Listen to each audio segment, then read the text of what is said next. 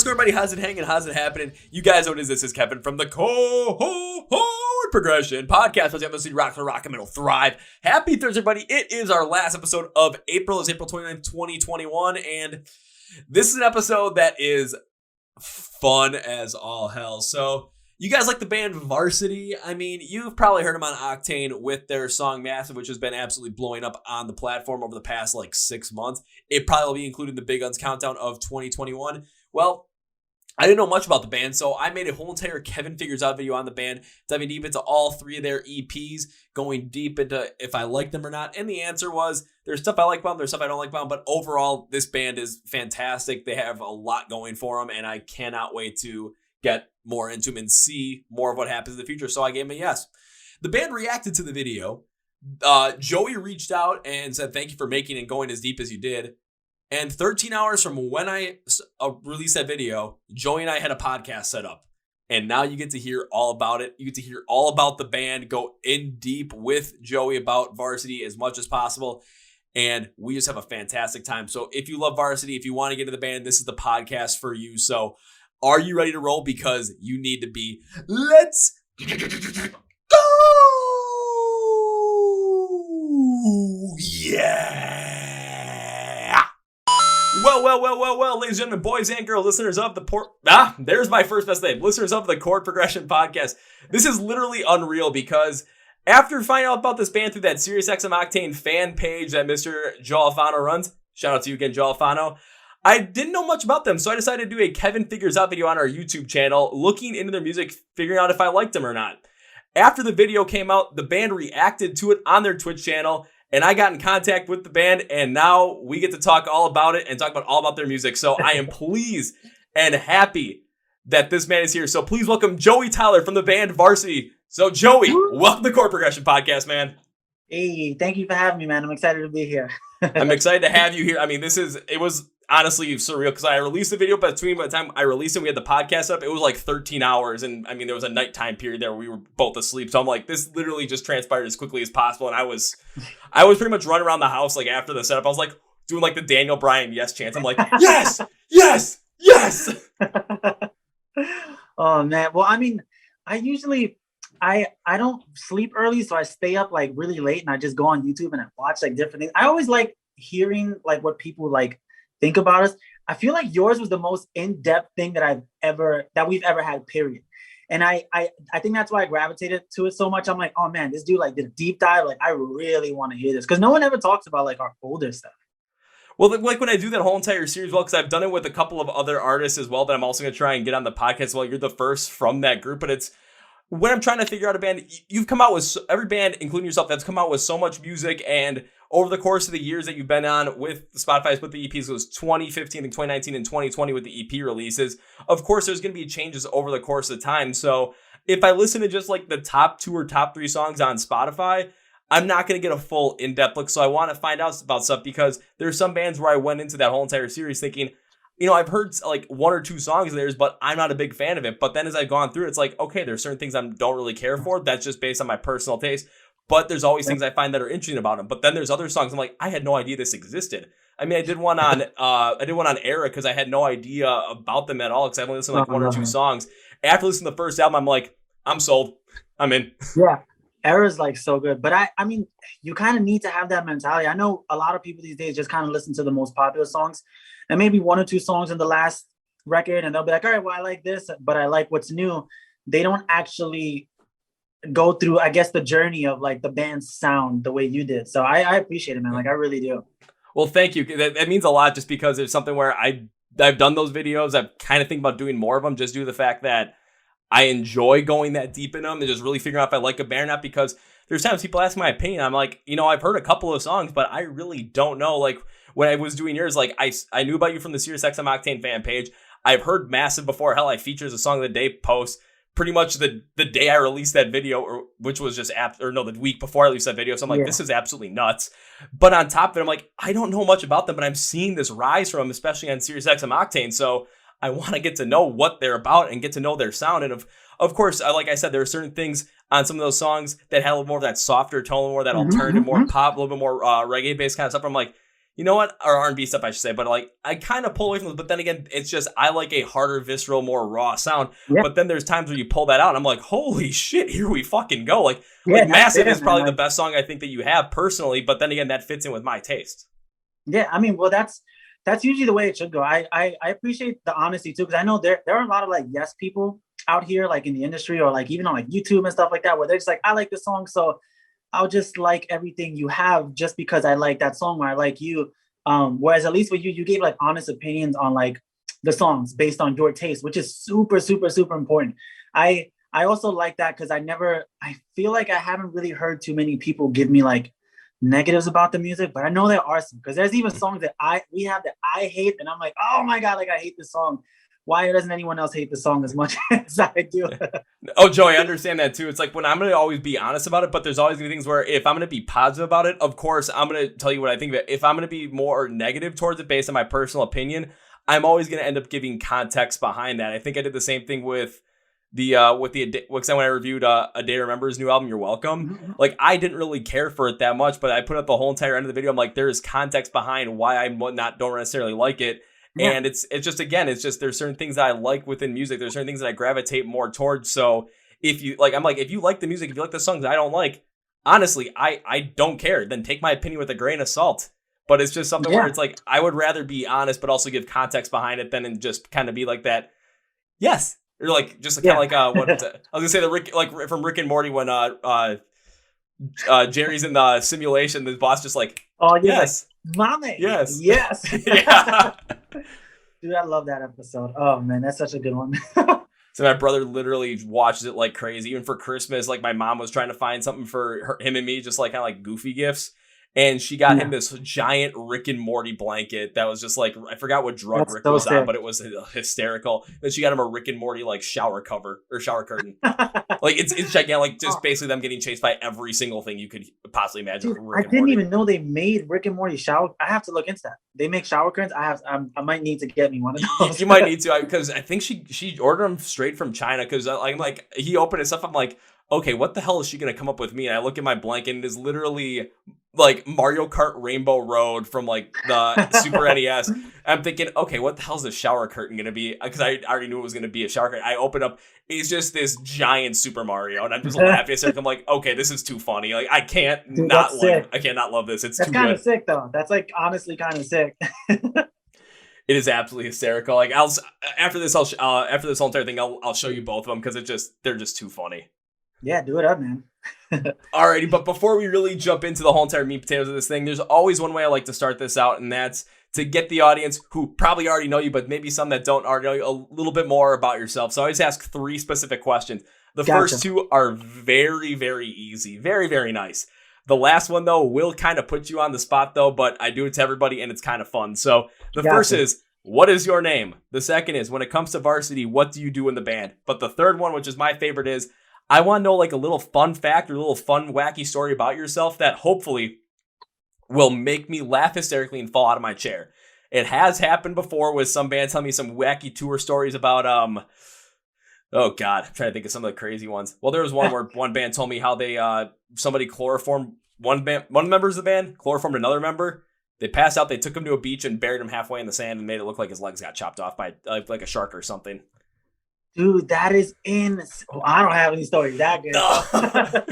If you find something though, like probably throughout this podcast, it might make me laugh and fall out of my chair. I hope so, because that's always a great time. All right. Well, my name is Joey Tyler. I sing in varsity. And a funny story, our funniest story is, let's see. I don't know if this might be a little inappropriate, but I once at a show decided that I wanted to hang out with like a bunch of fans, and so we pretty much went to bars with them. We're like, hey, just show us around and take us to bars. And they bought us a bunch of drinks.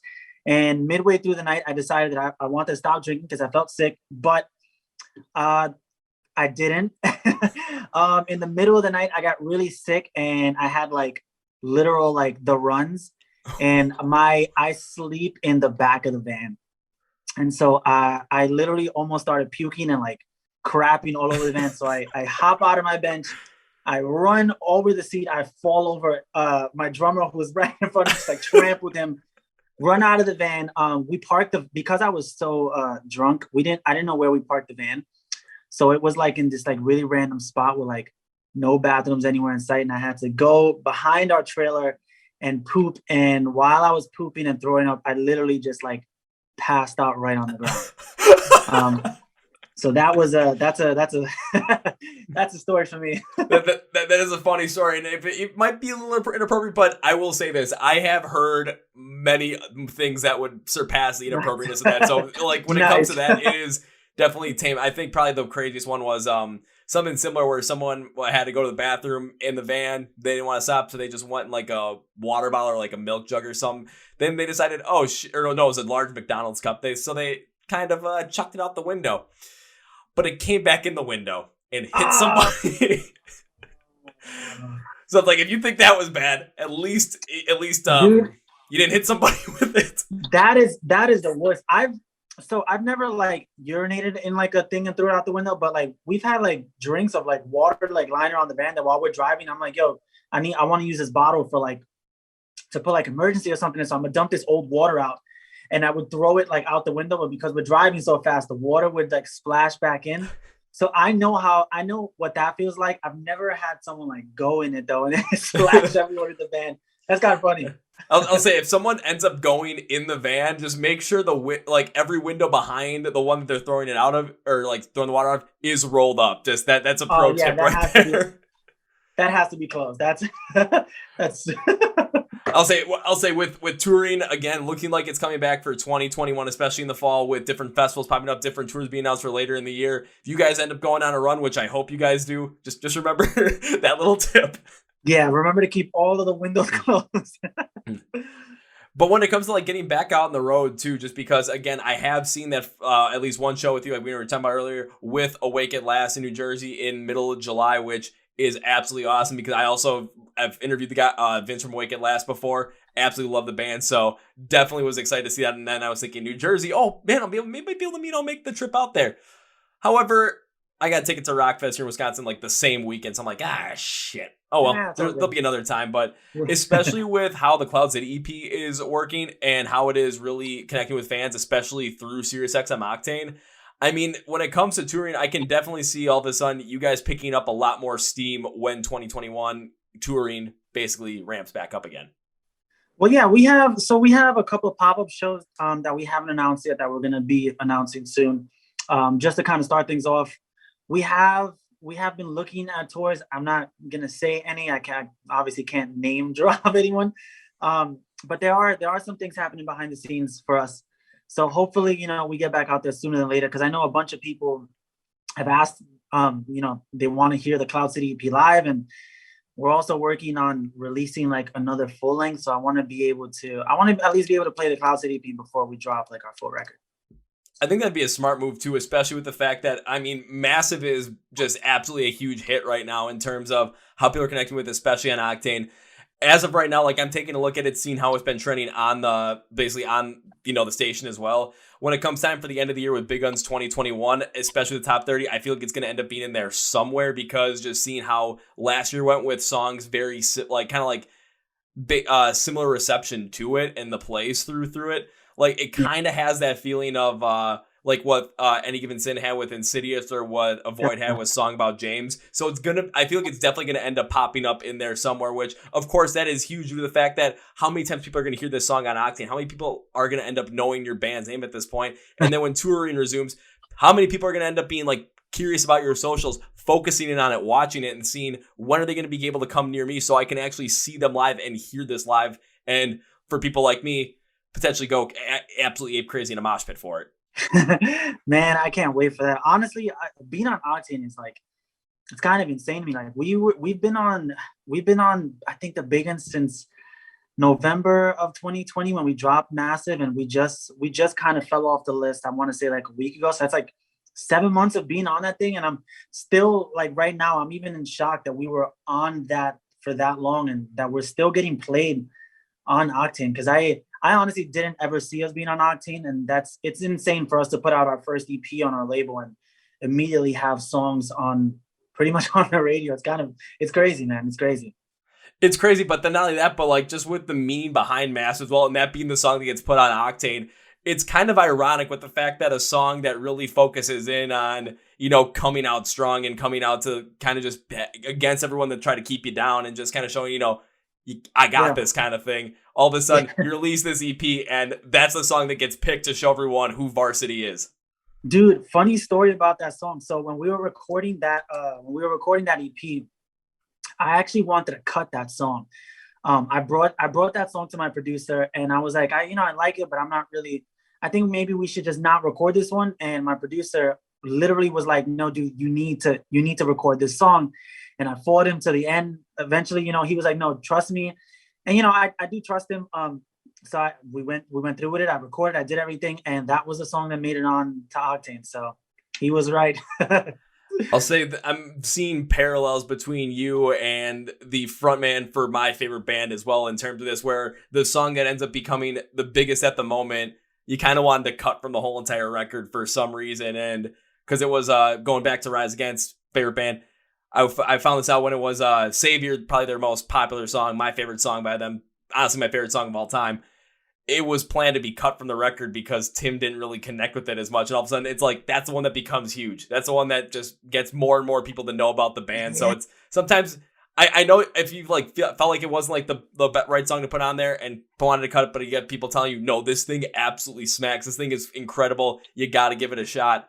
I mean, shout to your producer for making that happen, because just seeing how this worked out in terms of, again, notoriety for VRSTY, the fans getting to know you, and just the increased support from the rock and metal community for VRSTY is absolutely incredible off of it. Yeah, dude, it's insane. Like our two biggest songs right now are two songs that were not even planned. So Massive, I tried to get cut, and then Shameless I didn't write that song fully. I showed up to the studio super unprepared. I had a bunch of music, but nothing that I loved. And I showed my producer, his name is Andrew, by the way, Andrew Bayless. I had the breakdown to it, dun, dun, dun, dun, dun, dun, and I was like, I got kind of this breakdown, and he was like, let's just write something around it for fun. And he started writing like the electronics, and I came up with a melody, and we literally wrote Shameless in about like a couple of hours.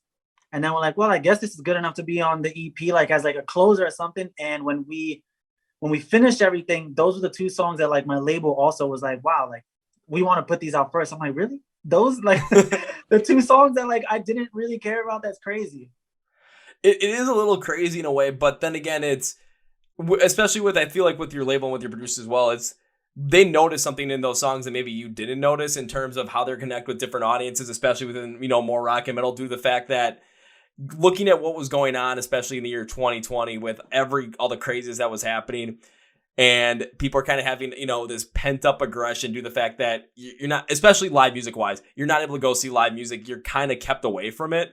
So what are you going to do about it? And everyone's just like, I got to get out and do something. And all of a sudden, like, that is the one thing that was going to end up connecting with people, was just this harder, more heavier sound. I mean, yes, you do have some more of that, like, alternative. You can throw some R&B stuff, a little more post-hardcore stuff all throughout the whole entire EP. But like, especially with Massive, it was just a song that just really connected with people in terms of the emotions that were being felt around the time of the release. Yeah, it's crazy because, like, again, Massive was supposed to be cut from the record, but it definitely lyrically was one of my favorite things, which is really weird to say because lyrically I loved writing a song. It's just when I heard it back, I wasn't sure how people were going to respond to it because that wasn't our normal thing to do. And when I wrote the song, I remember thinking like, people might hate this because it might deviate from what I think they think they know us from. But then eventually I gave up. I was like, well, my producer wants it, put it on. And then when we shopped that EP to the label loved it. And so I was wrong. But that also helped me kind of come out of my shell because I used to write very like specific, like a specific box. And now it's kind of just like, I don't care. I'm going to write whatever I want. Like, I'm a huge fan of like Whitechapel and like heavier music.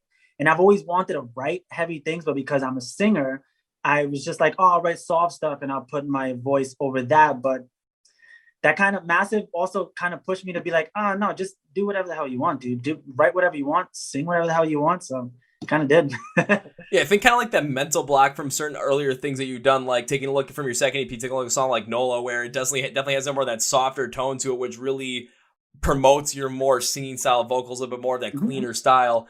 And it kind of just, at times, I think there's, especially because that song was probably one of your most popular off of the second EP, like it just kind of got you kind of in your head a little bit, maybe, where that's kind of more the style and kind of what the fans expected. However, there are also times where you take a look at some of the other bands that are most popular today. And I'm not saying that you got to follow like exactly what they do, but kind of the idea of what they're doing and why they're getting so big now is because they know what their sound is at their base, at their core, and it feels like you do as well with that kind of post-hardcore mix with R&B stuff there, and there's a lot of other things to be mixed in there as well. But being able to mix everything in there while keeping what makes you special in that music is going to allow you to branch out in so many different ways. I mean, take a look at what Bring Me the Horizon has done over their whole entire career. Take a look at what Ronnie Radke's done with Falling in Reverse. I mean, it's kind of the same idea where all of a sudden you hear mass of it. It's a little bit of a deviation from the norm, but it shows exactly what you are, and also still has what Varsity has at its core in that song as well, just in a heavier sense. So it definitely was a smart move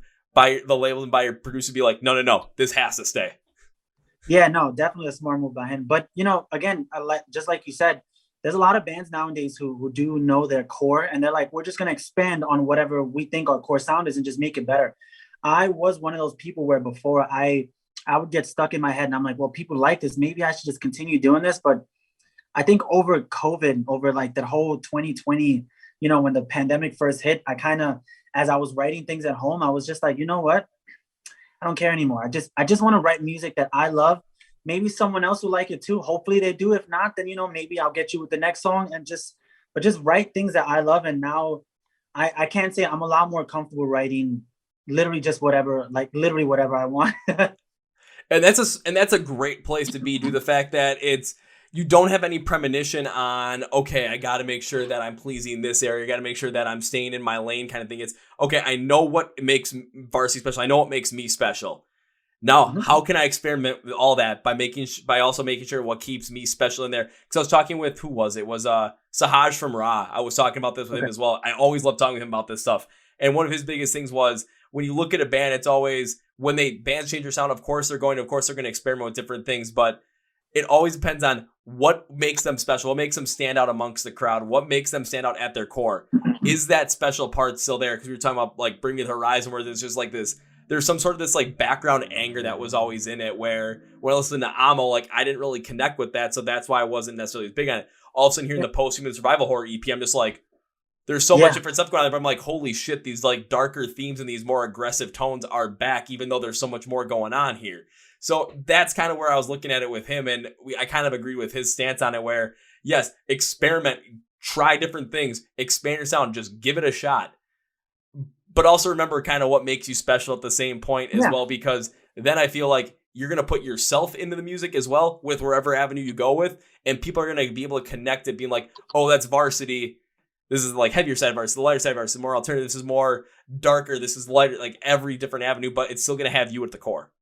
Yeah, no, I agree 100%. Like, I agree with everything you said. Our next record is actually like just chock full of that stuff. That there's so many different styles on that it's kind of like listening back to it is kind of like, this is really different for us. But at the same time, I'm super excited about it, because it was the very first time where fully I was like, all right, I'm just gonna do a bunch of different things. Just a bunch of different shit.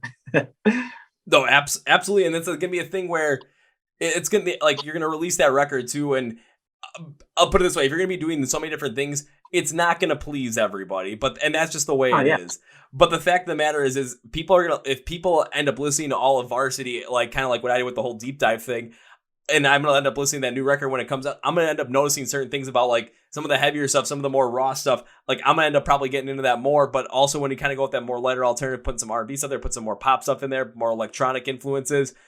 For me personally, I might pull away from those tracks just because I don't necessarily connect them as much. But of course, when I listen to them, I'm going to be able to connect different aspects to them, different things, maybe look at the meaning of the songs and really see how you're using this different sound and these different influences to basically mold the message or the story that you're trying to tell within those songs. Because again, there's songs where I listen to where I'm probably not going to necessarily revisit them or like them a lot. However, if I look deeper into them, I understand them for what they are. And it's like, okay, I can see where this is going. I understand where this is. It's not for me, but now I can see why people connect with it so much. Yeah, that's how it should be, man. Like you have to, with music is very, it's very like taste specific. Like not everyone's gonna love it, but I feel like the people who appreciate the music the most are gonna want to listen to it, even if it's just listen to it once, but want to connect the dots. And that's super important, to connect the dots and be like, I don't necessarily like this, but I get why maybe other people like it, and that's cool with me. Because I mean, most of the time nowadays, people just kind of hear something, they don't like it, and they just go online and just like, oh, I hate this. You're a piece of shit. Like it's just the worst, man. It's the way it is. But Well, I think honestly too, I've had conversations about this before as well, but taking a look at just the accessibility of music through stuff like YouTube, through streaming services as well, where when you search up something, you're going to see like the top songs that people are listening to, and you might click on one and listen to like the first 10, 15 seconds of it. And if you don't necessarily like it from the first 10, 15 seconds, then you're going to end up jumping into something else because that you feel more comfortable with, and then you're never going to revisit that band again, even though the song that you listen to might not necessarily be your style, but the next four on there or the whole entire rest of the band's discography might be just for you. Because I had something similar happen when I first was listening to, someone told me to start listening to Motionless in White back in 2019 in January, and I'm like, okay, let's put this on, let's see what happens. Listen to Voices for the first song, I'm like, oh, that was different, that was interesting, but I'm not necessarily sure if I'm going to like connect with it. Following it was Eternally Yours, and it was like, I'm so glad I listened to one more, because I went from like, this band is, okay for me. I do like Voice, all of a sudden Eternally Yours, I'm like, I must listen to even more now. Like, this was nuts. And it was just, I always do that now. It's like, if I'm going to listen to a band, it's like, don't give me one song, give me like 3 or 4 to go into, so I can potentially get into more of those and just see the difference. Because especially with bands today, some bands come out with something that was absolutely heavy, hard, visceral, and all of a sudden, next thing you know, they're gonna come out with more of like this pop-oriented, like hip hop, also mixing with rock track in there. It could be anything, but you don't know if you're not gonna know unless you listen to the whole entire thing. Yeah, you don't know unless you give it a shot, man. Also, I will agree with you on the Motionless in White thing. Eternally Yours is one of the songs that got me like super, super, super hooked to the band. So I listened to them before, and I was always into them. But I wasn't like crazy about them. I was always just like, this is a great band, great music. I listened to like a couple of things here and there. And then I heard Eternally Yours, and I was like, holy shit, this is so good. That song is insane. That made me want to listen to them like so much more. I also will say this, applause to you, man, for going back and listening to our older stuff. I never go back and listen to the Lights EP ever. You deserve a prize for just getting through that EP. I never listened to that ever, dude.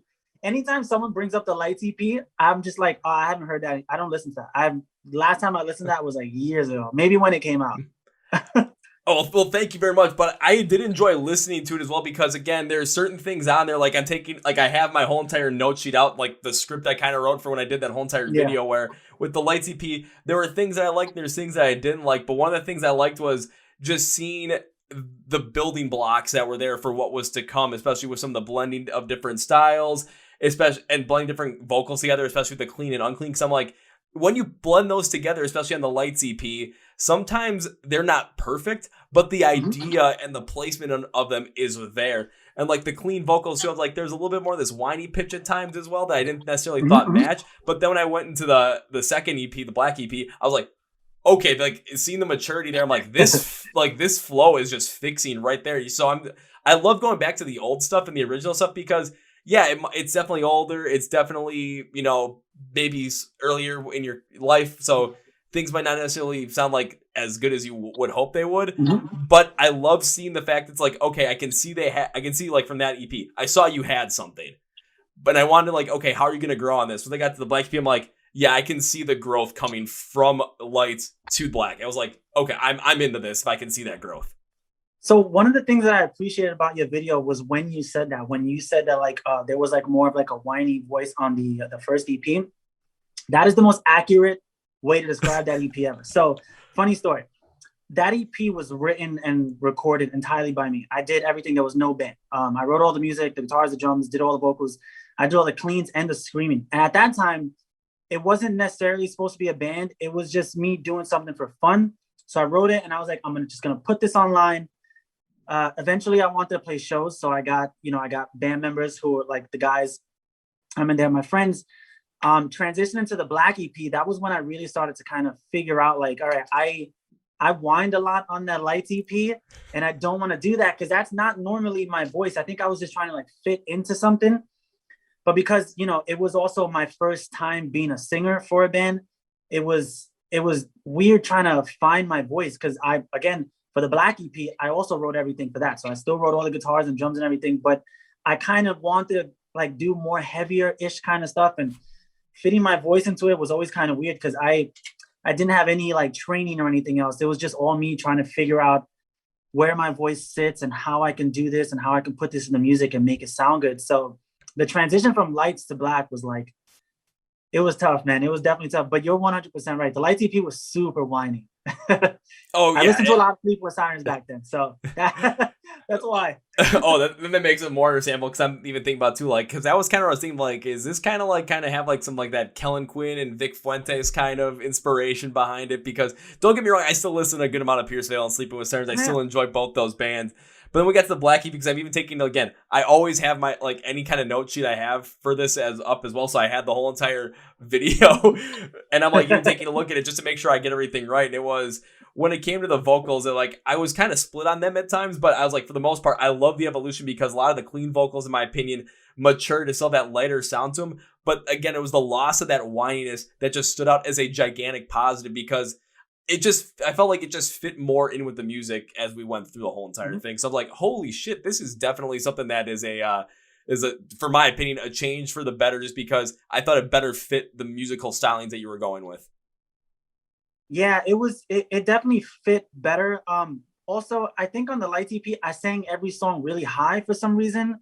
I don't know why I did that. I was like, oh, well, I have a naturally high voice, so I'm just singing up here. And then with the Black EP, it was kind of like, well, I don't necessarily need to that. But also when I wrote the Black EP, that was I had just bought a 7-string, and I decided to just go crazy. Every song on that record is like written in like G sharp, and it was it was literally just me being like, oh yeah, let me just write a bunch of stuff in like a really heavy tuning to kind of sing over it. And it was better. I think the Cloud City EP though was the first time where I still haven't gotten it perfect, but I started feeling more comfortable in my own voice. And I think that's why Massive and Shameless and all those songs came out stronger, because it just more fit me. It felt more like me.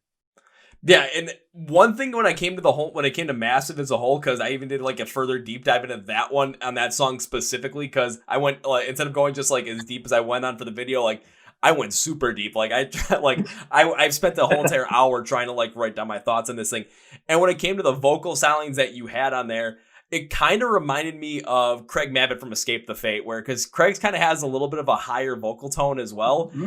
And his voice a little bit higher, but it's definitely, you can bring in the heavier parts of it, because in the chorus, when you have the clean vocals, that was the first thing I was thinking of. I'm like, this feels like kind of like when I listen to Escape the Fate with Craig Mabbitt, especially on the heavier stuff as well, with when it comes to the Craig Mabbitt era of Escape the Fate, like the harder, heavier stuff, especially from the earlier days. I'm really much more into that, just the way it feels for me. So I'm like, when I heard that, especially with the contrast from the unclean vocals, holy shit. I'm like, no wonder why Octane is big on this. No wonder why the fans are huge on this, because that flow is so perfect between the unclean vocals, the clean vocals in the chorus, especially with how the instrumentation drives as well, because it's still heavy, but it allows you to kind of pick up the pace with your clean vocals at the same time as well. Yeah, I agree. But also a lot of that goes to my producer as well. The Cloud City EP was also the first time I worked with a producer, like sitting down wise. Normally I would write and record the music at home and I send it off to somebody and they mix and master it. With Cloud City, I actually drove out to Ohio, which is where my producer was at the time. And we stood in the studio for a couple of days and I went through everything like I picked out every little bit where I'm like, all right, I want this to feel this way and that to feel that way. And I never got that experience before. And also Andrew is, as a producer, I can honestly say, and I'm not trying to shit on any other producer, I think this guy might be a genius. He would hear me do certain things and I would be like, oh, I don't like this. And he would literally look at me and be like, it's because in one of the melodies, you should drop this one note right here. And I would do that. And I'm like, why does that feel so different? And he would hear things. He'd be like, these are the things that you're doing correctly. And here's the things that you feel like are weird.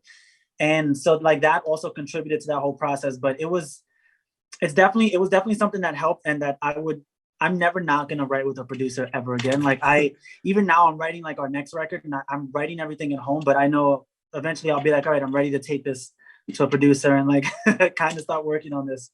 Eventually a producer will be like, Andrew, we got to work on this because this is going to Oh be yeah. awesome. But I think kind of just hearing that story, when it comes to producer Andrew, one thing I'm thinking about is when you're telling that story, it's when he's talking about, okay, maybe you want to take this out and drop it here just to make it sound different. But what it might be is because he might be diving as deep into the music as you are, really diving into the meaning of it, really diving into the emotion, the feeling, the whole entire story and the message you're trying to portray. So he's trying to understand that. And when it comes to trying to deliver that message and make sure that, because who was I talking to about this as well? Justin DeBleek, former guitarist from Ice Nine Kills It, because I was producing for like Motions and Why. He's producing for Outlier and Joey Arena's solo projects. I've had them on the podcast before. And we were talking about just like when he's working with the people he's working with, he's like, okay, with the vocals, like make me believe it, like make me honestly believe that like the emotion you're trying to put through it, you're feeling this. So with Andrew, what it seems like is he's trying to understand what you're trying to say, the message you're trying to portray, and how you're trying to portray it, so that when it comes to what's the best way to go about this, again, it might be that subtle little thing of dropping this one note here and all of a sudden it's going to give this whole entire different flow to the song. It could be one simple change, but if you have like a different set of ears in it, basically, and a different mind on it, but you each know the whole entire aspect of the song, you might get something where it's like, again, it could have not worked, but you would have tried it anyway. And if it didn't work, then you try something else. But if it works, holy shit, you got something on your hands. Yeah, man, it's a lot better that way. And I just like you said, man, I agree. Like Andrew saw everything from a different place, and that definitely helped. And it's gotten even more intense. Like when we went back August of 2020 to write our first full length, it was even it became an even more specific thing. Like it got to the point where before I even started singing, I would start writing lyrics, and I'm like, this is what I want this song to be about. And we'd even write the song to fit the moods of what I wanted. Like we're literally playing guitar, and I'm like, yeah, I want to sing about this, but I don't know. We'd be like, all right, maybe we should make this part darker or this part whatever. And I think every time we would change something, it was always for the better of the song, which to me is super important. Like I understand every band has to have, a certain style or a certain like thing that, makes you, but also you also have to kind of, if you're writing a song about a specific topic or a specific thing, you also want that song to feel like what you're singing about. And sometimes you might have to change things to make that song feel that way. So I appreciate like Andrew even seeing my vision and like being like, I want to help with this. And I really want your message to come out in these songs. And when you have something that does that and then you work on it and you get something like what you had with Massive, because I listened to it and there's times where honestly I feel kind of the same way with trying to grow the podcast while trying to grow the page, because I mean I started from literally just nothing, basically ground zero as ground zero as you could possibly think of it. Kind of like probably with you starting out as a musician, like, I want to do this. Okay, I got nothing right now. How do I start making this happen? Sorry, putting this together. So I kind of feel that, and I have had times where all of a sudden, like I've tried to get certain bands on the podcast talking, and all of a sudden I've had certain people come to me like, oh no, we don't want to do it because you're just not at the level that we want to be at. I'm just kind of thinking about it like, time to show them up. And it's like when it's kind of weird, like trying to find a song that kind of accurately portrays that especially with the motivation that it comes with it. And also it's because for me, when it gets motivation, like it's just raw anger. It's just kind of like, I want to get into a mosh pit and like show everybody up kind of thing. Yeah. Like, I don't know what it was, but like I've listened to Massive. It was the perfect song for it. Also, when it comes to Massive, thank you for fueling my workout today. Because when I got to my last set on the squat rack, I'm like, okay, I need something to just really get me going for this. You know what? If I'm talking to Joey today, let's put Massive on. Let's make this happen. I'm just like, all right, 320, here we go. Dude, I've heard that so many times. Like people have told me this, like, dude, Massive is my workout song. And I always sounds like if it wasn't because it was my song, I probably listen to that song too. Like when I go to the gym and stuff like that. Cause I always listen to like, you always need that song that'll like push you through it and like get you going. And like, I can totally see Massive being that song. And also to speak on your point where you were saying you message bands and like, they would be like, oh, we don't need you to be on we need you to be on a certain level. It's crazy how the industry does that. Cause I know we have a publicist and normally things go through her, but with my label, I'm kind of, I don't want to say I'm an asshole, but I'm kind of an asshole. I've literally told them if I want to do something, I'm going to do it. And there's nothing anyone at this fucking label can do to stop me, period. I don't care. Like we all started from the ground. Like we're all literally, we had nothing. And now we're trying to build this thing. And for somebody to come along and be like, oh, well, we need you to be at this level to talk to this person, when me myself, I'm like, well, I was at that level before. Why can't I talk to them now? Like, I don't understand this shit. The industry is a weird place, man. It's fucking weird. It is weird. And also when it comes to your publicist, well, I think if I think the publicist you have, if it's in my mind, if it's correct, I have worked with them in the past consistently since like, I want to say last September.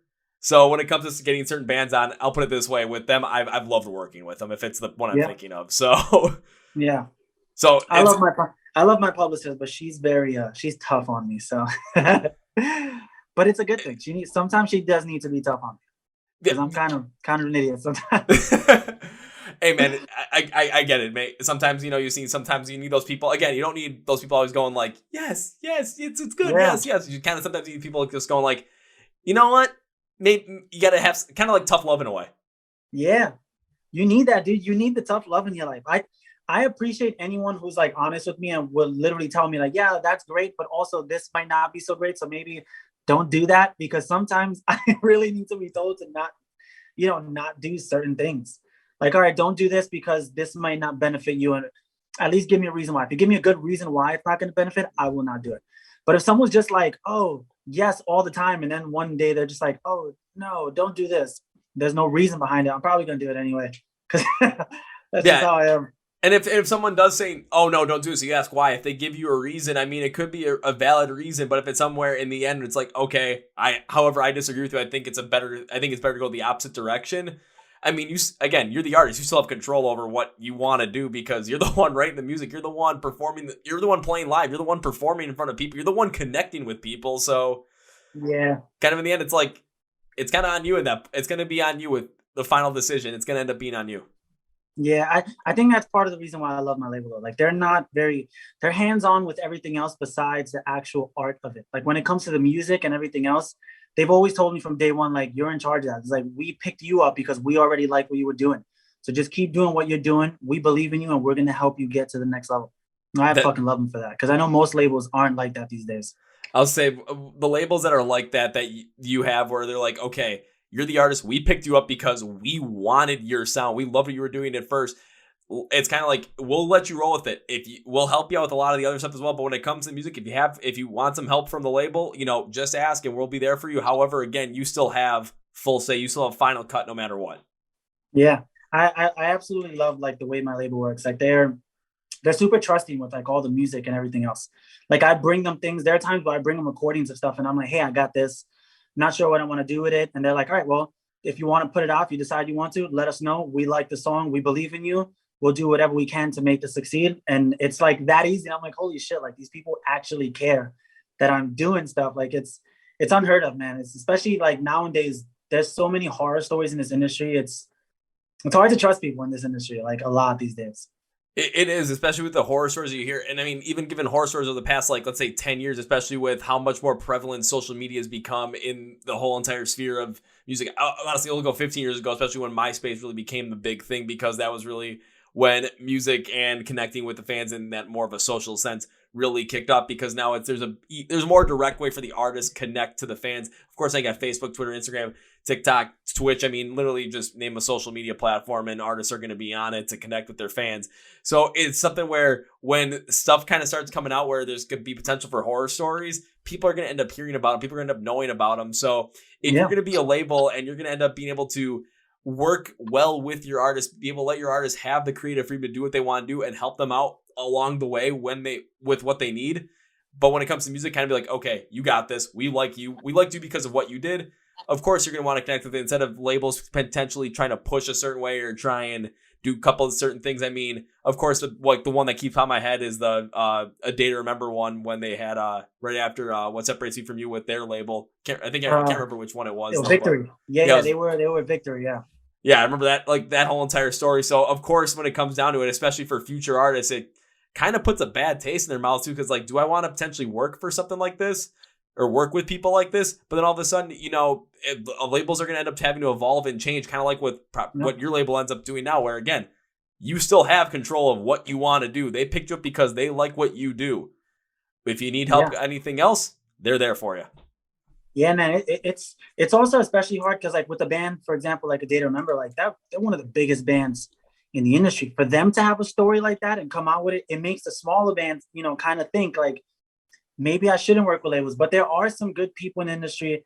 There are some good labels. There are some terrible ones. You kind of have to, you got to know how to pick them. Like I wish I had like better advice on like how to do it, but you kind of got to feel these people out sometimes, man. Cause like labels are scary. Like before we signed with Spine Farm, we had a couple of other people we were talking to, and some of them completely rubbed me the fucking wrong way. And I was like, whoa, that's just something about this doesn't feel right. And then Spine Farm came along, and I was always a fan of Spine Farm. I didn't think they would reach out to me. They invited me over to the Universal office. I kind of started hanging out with them, and I'm like, holy crap, like these are like people. They're like humans. Like they're not like the machines I've been talking to for the past couple of months. So, you gotta definitely get to know people in the labels that you are gonna talk to and everything else. But just also, you gotta go out there and do it yourself. You have to do it yourself. You can't listen to what he said or she said. You just gotta go out there and learn for yourself. Yeah, hopefully you don't get robbed. Hopefully you can't go along with the he said, she said bullshit. Of course, got to drop a Limp Bizkit reference in there just for good measure because I saw the opportunity and I took it. But yeah, for all the other bands that are out there as well, potentially, especially ones that might be unsigned when it comes time, if you're going to try and get on a label, if you're going to try and pick labels as well, especially if they're trying to shop themselves to you as well, do your research, go meet with these people and feel them out and just try and understand the most about them, because the more you interact with them, the more you're going to get to know about the label, the people that run the label, the people you're going to be working with if you go with that label. So you're going to be able to make a better decision in the long run to hopefully allow you to have the best experience possible on that label and to prevent any potential horror stories from happening. Yeah, man. Research is super important. Go out there, be yourself, get to know these people. Don't be too pushy about it. Just kind of feel them out. Make sure you definitely listen to everything they're saying, because sometimes these labels be saying some weird, creepy shit that just goes. You didn't hear that part, and you're like, oh yeah, these are nice people, and they're not. So really pay attention to the conversations you're having with them. I'll say one other thing too is just like when it comes to me with those labels as well, I'm not sure if this is necessarily the best. You might be able to attest as well, but I would say definitely make sure you always be yourselves and your authentic selves when talking to them, because if all of a sudden they're going to potentially be like more standoffish when you're just being who you are, then what happens if you sign with them? Then are they going to end up trying to change your whole entire image, your whole entire style up just because they don't necessarily vibe with what you're doing? Because all of a sudden, what happens if you get on a label like what you do with Spine Farm, and all of a sudden it's just they absolutely love who you are, they love the music, they love the person that's making it, and they don't want anything about that to change. They just want to work with you, Joey. Yeah. And it's just like, okay, this is the group that I want to work with. It's super important to be yourself. I still remember this. This is the funny story. When I went into my label meeting for the first time, I probably shouldn't have said this at the meeting, but I'm an idiot and I like to speak. I literally told, I like to ask questions. So I told them, like, oh, what is it about me that you like? What is it, that you're interested in? They told me, like, we like the music, we like this, we kind of like who you are. We spoke to you a couple of times, and then, now we're having this face to face. And I just straight up was like, listen, just so you guys know, I'm a ghetto piece of shit. Like, I was born and raised in the hood, and I'm not going to change. So if you think at any point me signing means that you're going to turn me into someone else, it's never going to happen. So we should just not go that route. And they all laughed, and they was like, nah, dude. They're like, we honestly just kind of already love who you are and what you do. We want you to keep doing that. So definitely be yourself. Definitely be yourself. Maybe don't tell the labels that you're a ghetto piece of shit, but be yourself. I can see where that comes in too, but again, just by you saying that though, it's just, again, you're being unequivocally yourself. You're unapologetically yourself as well, so that you know what you're getting yourself into, and they know what they're getting themselves into as well. So when it comes down to like when you're signing on with that label, there are no questions about who the label is, and there's no question about who you are as well. So it's kind of like, it is a big risk to make a statement like that when talking face to face to a label. But like when it comes to like when I was getting out of college, like trying to like get different jobs, and when I was trying to find different jobs as well, going into interviews and stuff, like I ended up just kind of taking those interviews over instead of just being like, okay, you're going to ask me the question, I'm going to answer them. I literally would turn the interview into something like we're doing right now. Like that's what I would do. And honestly, there are a lot of people that didn't like it because all of a sudden it's, oh, you're getting someone that actually has more like full on personality and is unafraid of it instead of just being Yeah, like, yes, yes, yes, dude. yes. People these days are afraid of like just the word real. Like if you're yourself, they don't know how to react to that, and they're like scared or taken back by it. But I'm being yourself is the most important thing ever. Like you have to be you at all times.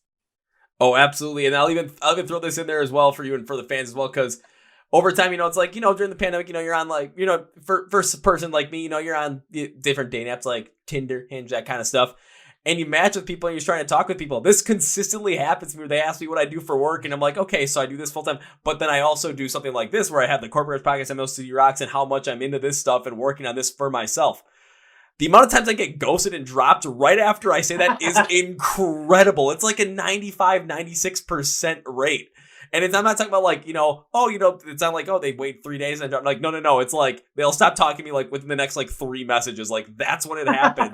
And I look at them like, you know what? If you can't get behind the fact that I'm trying to do something for myself, that's, that's going to be just for myself. And also, be able to sustain myself and do something I love. Maybe not the one for me. Yeah, people are scared of that, man. Like people are conditioned to work a 9 to 5 and just do that forever and be a certain person forever and try to fit into social clubs, and that's it. That's life.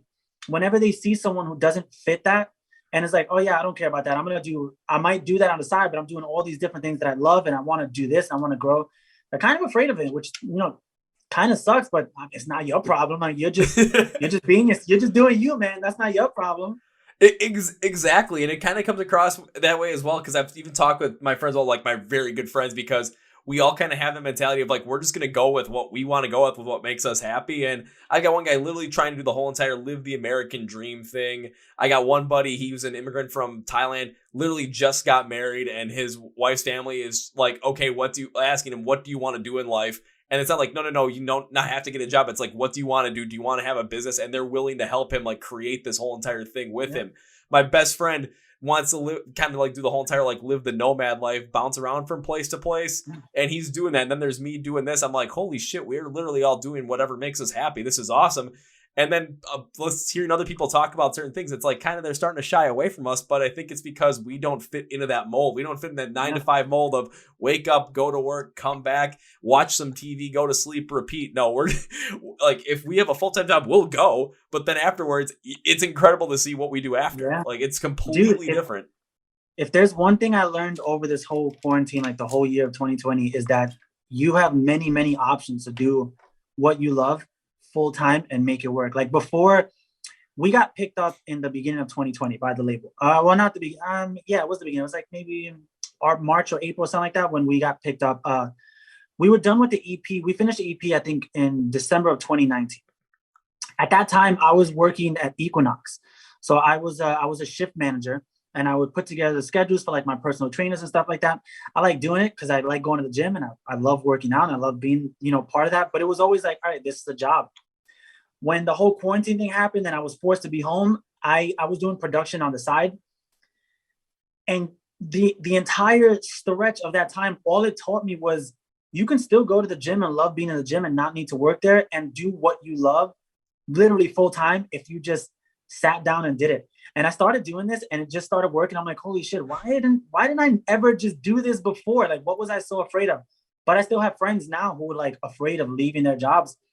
And their excuse is, oh, I'm not as lucky as you. And I'm like, it's not luck, dude. You just have to like really love what it is you want to do and really go for it and be ready to like just kick and scrape and punch for that thing.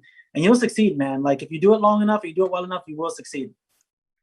Oh, absolutely. I have to agree with that 100%. Due to the fact that even with right now with what I'm doing, it's like, yeah, I still have to work a full-time job because I'm not making nearly enough money off of this. But taking a look at where I was right when the pandemic hit, right when it started, it was the first time I had interviewed a band that was over 10,000 monthly listeners on Spotify. Was like, that was going to be the day like everything started to shut down. And that one actually, we had to reschedule that one because the band forgot about it, but I also had food poisoning that day too. So it actually kind of worked out. But then it's like, okay, seeing where things have gone from that, it's like I'm starting to see the subscriber count go up, see the viewer count go up. but I'm doing it in a different way where it's like I'm not necessarily focusing on like basically it's like taking a look at the fans. I'm like, the fans will come. What I wanted to always do is make this podcast as enjoyable and as fun for the bands and the artists that come on. I want to actually connect them because I'm thinking if I connect with these artists and these bands, the fans will end up following. Agreed entirely. And you're succeeding, man. Like you're definitely seeing. Like I found you just on that YouTube video, and then I actually like looked up your podcast stuff, and I was like, holy shit, like this is actually fun. Then you reached out and was like, yo, do you want to be on? I was like, hell yeah, I want to be on that. Like podcasts like this are also more fun, I think, because you're also a fan of music. I've been on podcasts that I've absolutely hated, man. Like I've been on so many that just ask me like questions, and I'm like, okay, is that it? And I'm like, yeah, just gonna ask you a question. That's it. They do it like routinely, and they're, you know, I don't want to say they're not fans, but I don't think they are as deep into it as like you are. You know, like where you did this whole video, and then you're like, oh, I do this, and I also interview bands, and I get deep into this. And I'm like, you appreciate music, and it does make it fun for us, the artists, because we go through this 100 times a day, and I can tell you, if I have 20 podcasts a day, I probably only have like 2 that I like. Really? Yeah, dude. Like these things get, they get boring, man. Like they get really, really bad because you meet up with some people sometimes who are either too afraid to ask you questions because they see you as like this artist or whatever, or you just get the people who see it as a job. They're like, oh yeah, I'm just gonna ask these questions. I ask the same thing to everyone. Just get through it and it'll be done with. And I'm like, those are kind of boring, man. Like just be yourself, love this shit, ask me whatever the fuck you want, and I'm just gonna answer, man. Like yeah, because I was like, this is a podcast. It's freeform. It's whatever the hell I want to go about it with. And when it comes to music, there's something that's always been there for me. Hell, the reason I started this whole entire thing was after the worst part of my whole entire life, when depression took over and I had suicidal tendencies. All of a sudden, like I gotta find something for myself that makes me happy. And I'm like, what was the thing that really got me through all that? And mostly it was listening to music, because it was just on those days where I just didn't want to continue on, all of a sudden putting earbuds, all of a sudden I'm listening to older 30 Seconds to Mars, I'm listening to Skillet, I'm listening to Rise Against. I'm like, okay, I can get through this. And all of a sudden I'm like, how can I create something for myself that I could potentially just always have, that I'm going to enjoy every step of the way? And when I'm feeling bad, I can always go back to that. I'm like, it's got to be around music. And I just connected with it deeper, and I'm finding out so many different intricacies about music and how people connect with it. And I just absolutely love it every step of the way. Hell, when it comes to doing these podcasts, I could be having a shit day, horrible day. But if I got a podcast at night, when I sit down in the chair and I see on the Zoom call, when I see all of a sudden whoever the band is or whoever the artist is in the waiting room, do you want to admit them? All of a sudden my energy level, my mood just, it could be at the lowest of low. All of a sudden I'm like, I'm amped up, ready to go. And then before I hit that record button, I'm just like, because we always talk a little bit beforehand, it just, the excitement, the energy, the amped upness just keeps going and going. I'm like, I'm so glad I got to go in deep with your music, get to go in deep with kind of what the idea about the band is.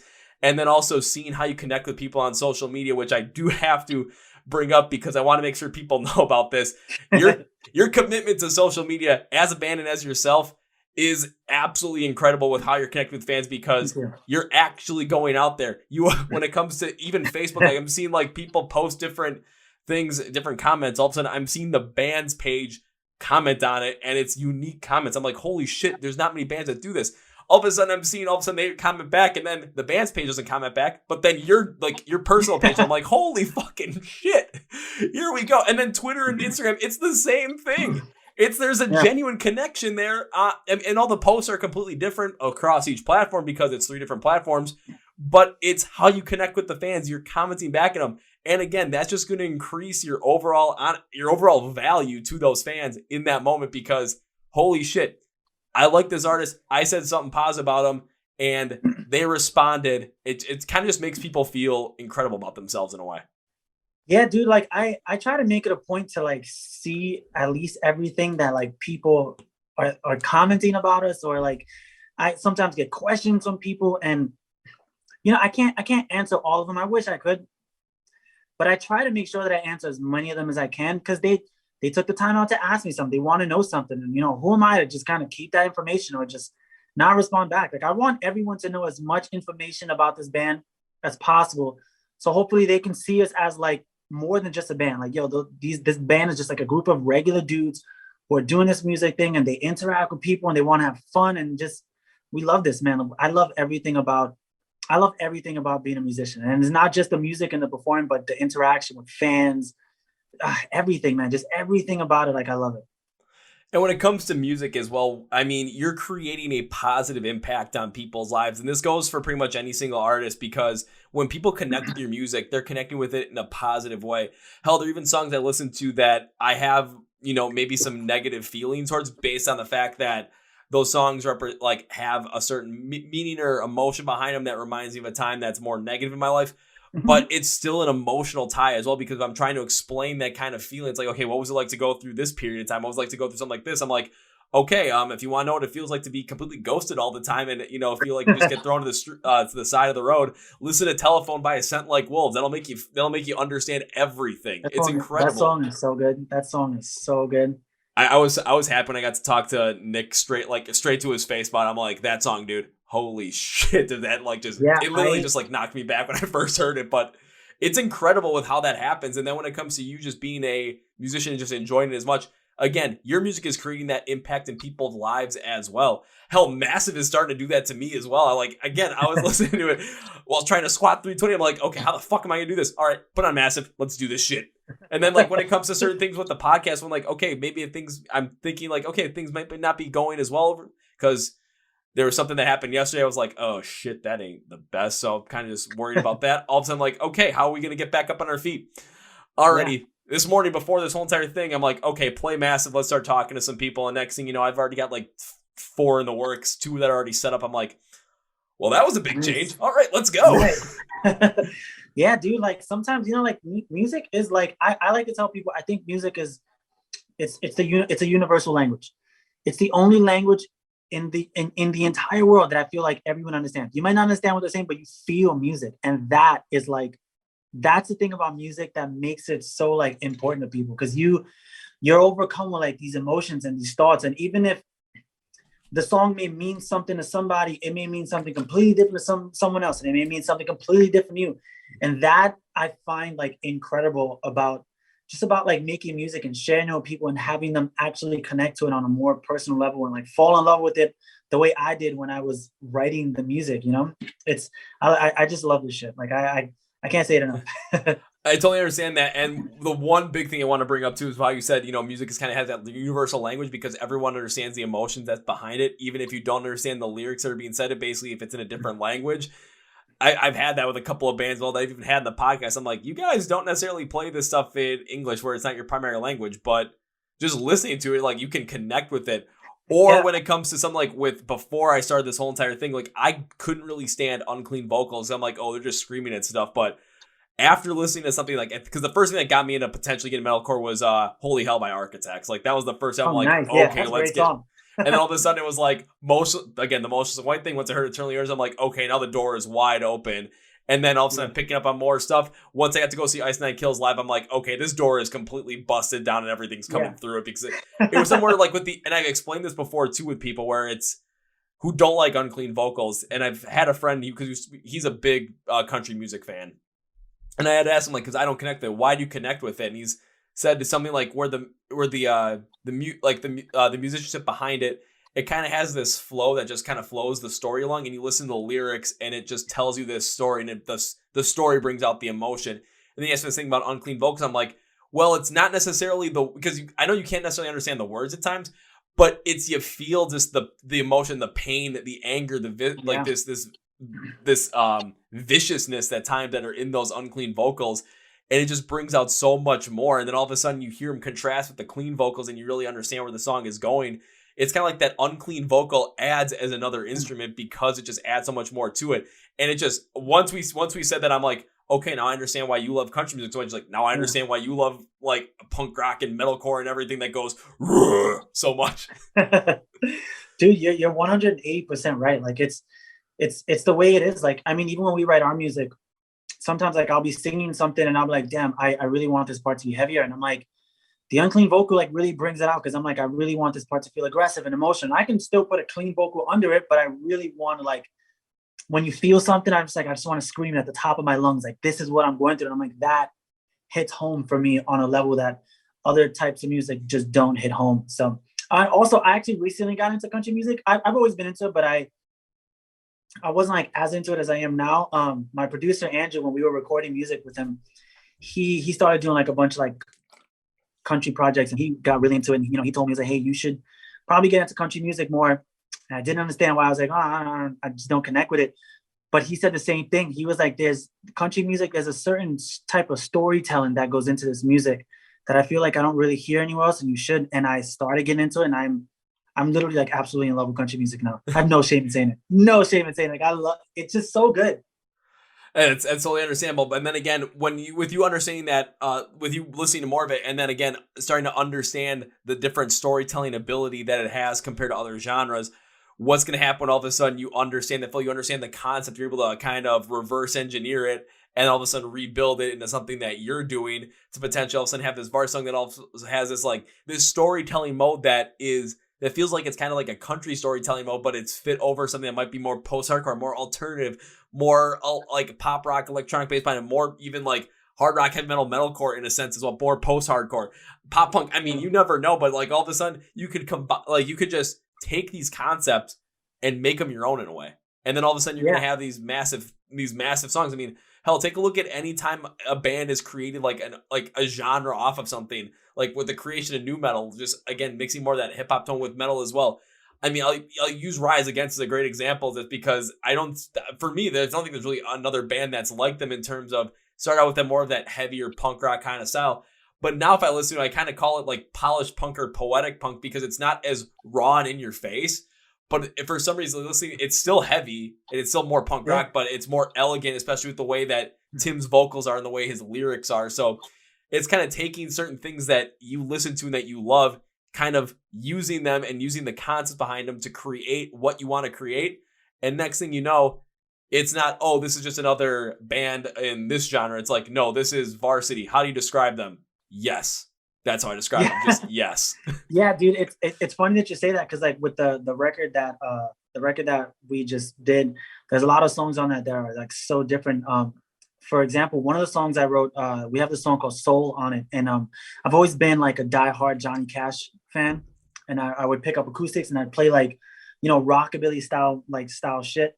And on the record, I was playing something on an acoustic, and Andrew was like, dude, what is that? And I was like, I wrote this song on like just like a old acoustic, like it's very like rockabilly, and that ended up turning into like it's like a rockabilly post-hardcore metal kind of thing that I'm just like, okay, that's weird.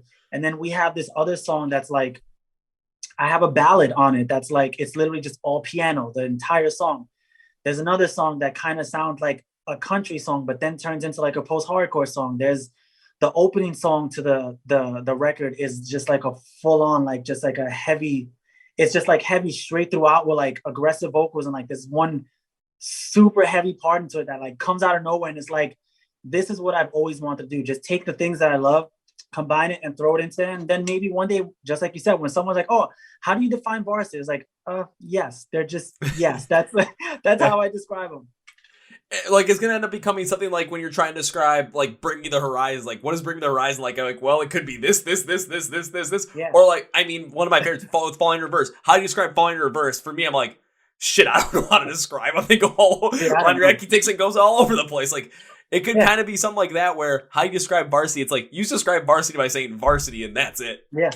Yeah. How do you describe VRSTY? I don't know, dude. They're kind of like, however they wake up in the morning and feel, that's how they sound. That's pretty much it. Well, because even like I was talking with some of my friends about VRSTY as well. And they're like, well, how do you describe them? Like, and I already was like, I really don't know how I could describe them, because I'm like, on the band's page, it's kind of like this, on the Facebook page, it says post-hardcore with R&B influence. And I'm like, but there's so much more behind it as well after going through everything. Because one of my friends, I was talking with her and I showed her a bunch of your music, and it was somewhere she's more of that like alternative indie rock kind of style. So definitely more of like the softer side of things. But we were talking about, it's like, if we ever have a chance to see VRSTY live, like the funny thing is it'd be a show that we could both go to. We both get exactly what we wanted, and we both get to see what the other person likes at the same time as well, and enjoy every step of the way. Because all of a sudden it's like, okay, here comes some of the heavier stuff. Like here comes Massive. All of a sudden, where's me? I'm gonna be going in the pit, going crazy. And I've actually kind of turned around on a bunch of his music as well. So at the limit, all of a sudden you get into something like Noel off the Blacky EP. And it's like, okay, it's got more of this softer, more alternative sound. Alrighty. Not going to have that crazy kind of style, but it's going to be somewhere gonna listen to it, just really kind of get the whole entire vibe, the emotion, and just feel it in that moment instead of just feeling the emotion instead of feeling the overall energy behind it. It's like I would on Massive and just go nuts because I kind of want to do that. Yeah, I honestly can't wait to play, just to play live. Like another funny thing about us that a lot of people have told us, which I guess I don't see because I'm always on stage. Like even before, we sound way heavier live than we do on the record. There's something about like Nola, for example. It's not a really heavy song when you listen to it on the record. Like I've listened, I'm like, yeah, it has its heavy parts, but it's not heavy. But I think when you hear these songs live, like when you hear the drums kick in and the guitars and everything else, it kind of feels different in a live setting. So I'm even more curious to hear what Massive sounds like now live, or like Shameless, or something that just like gets like really heavy, or even like we might start playing 2 new songs off of the next record.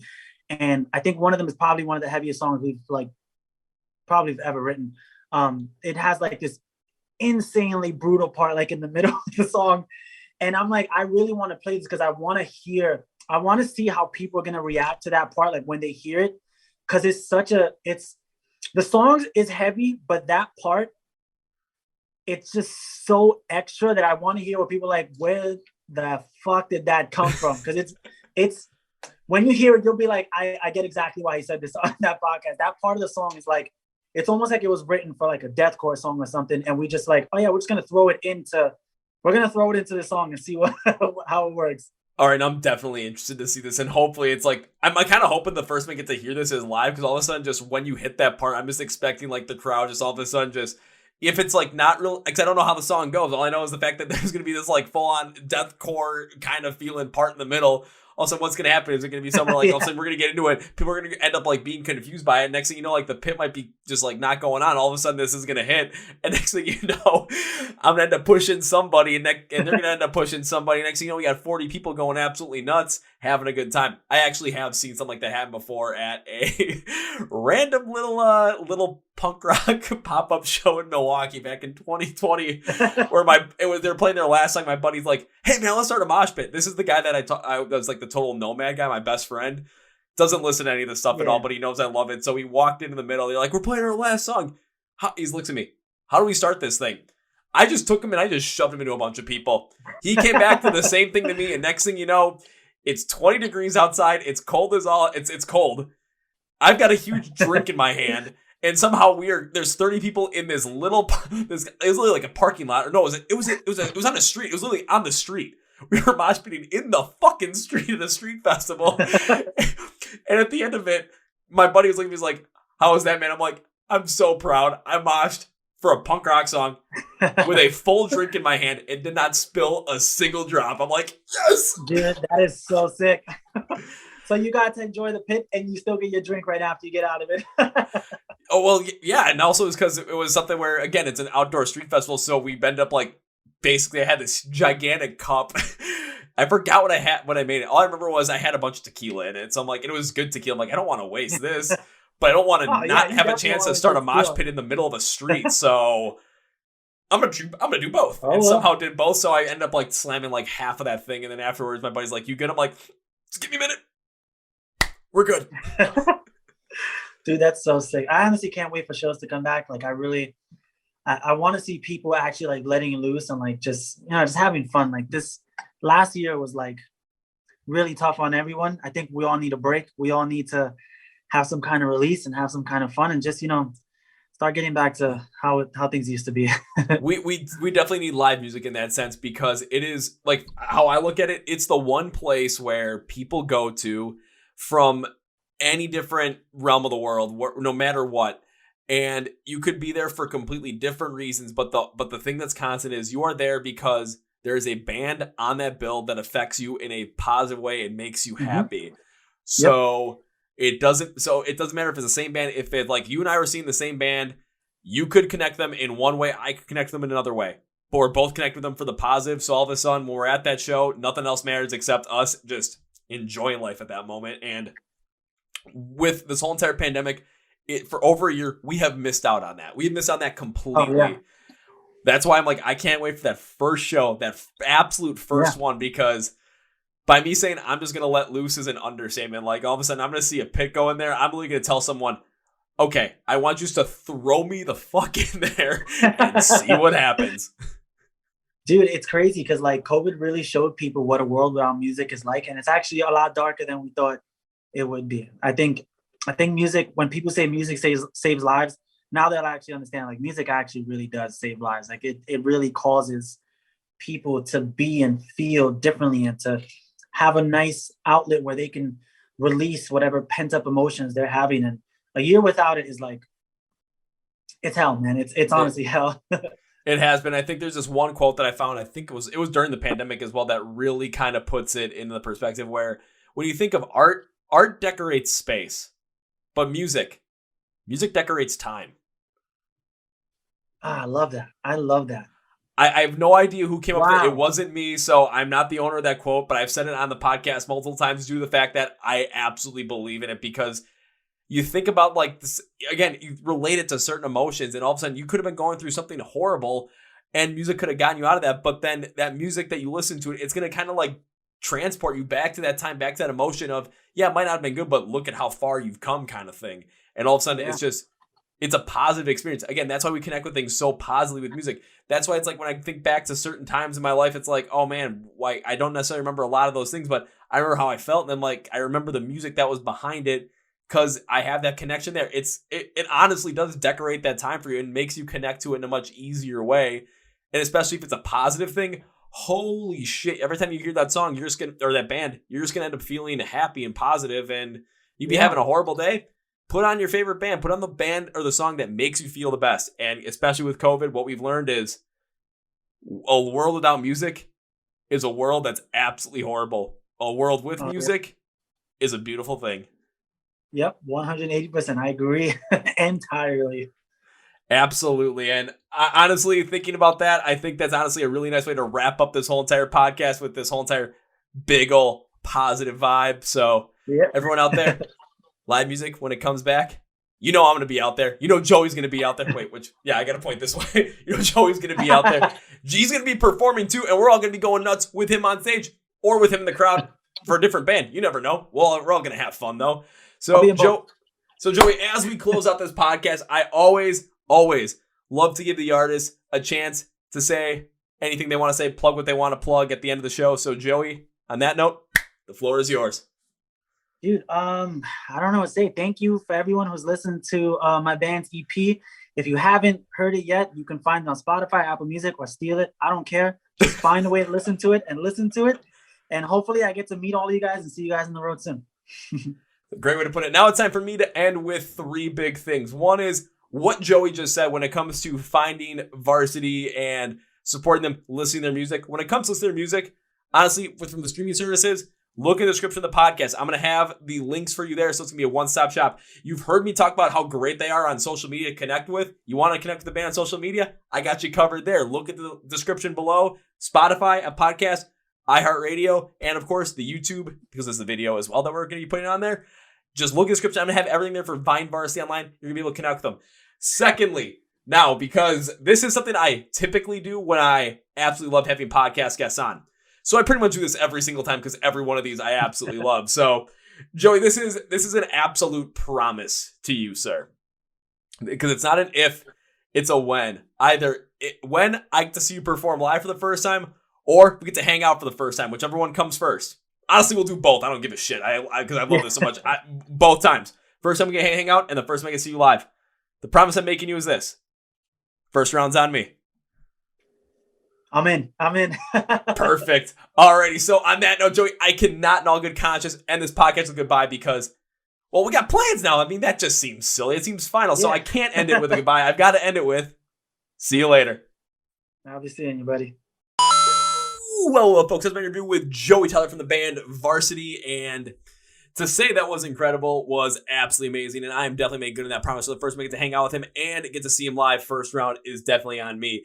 Is VRSTY going to be a band that I'm going to be keeping tabs on in the future? Duh. I mean, listen to the Cloud City EP. Yes, there is a lot of different stuff on there from the heavier side to even like more the lighter alternative side. Again, you guys know me. I like the heavier stuff. Even with the lighter stuff that Joey has on that EP and on his past EPs as well, it's not necessarily for me personally, but I understand the concepts behind it, and I can easily see why this band is incredibly diverse to the point where hopefully in the future, when it comes down to how you describe varsity, it's going to feel like how you describe Bring Me the Horizon, how you describe Fun Verse, and the answer is going to be yes. You describe varsity as varsity, and that's it. I'm hoping for it, and we're going to make sure you guys know about it all as well. So on that note, that's it for me today, guys. Thank you guys for watching, listening to the Chord Progression Podcast. Remember, please tell all your friends about this podcast. At least tell one person, please. That's the toll. My name is Kevin, and you guys know how I end every single one. This is big, healthy, and hearty. See you.